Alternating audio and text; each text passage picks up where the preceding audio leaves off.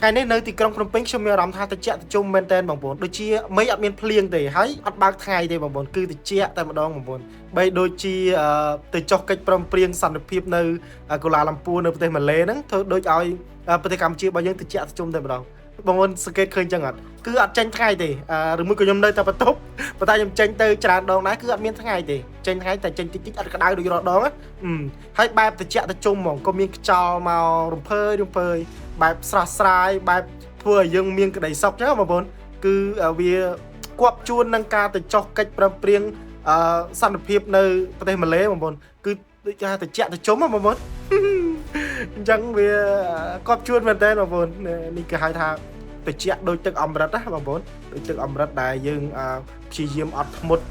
ប្រើធម៌ត្រជាក់ដើម្បីបង្ក្រាបធម៌ក្តៅបងប្អូនហើយថ្ងៃនេះជាថ្ងៃពិសេសកិច្ចព្រមព្រៀងសន្តិភាពផ្ទៃមេឃបែរជាអំណោយផលត្រជាក់មានខ្យល់បរិសុទ្ធអូអែមែនតើបងប្អូន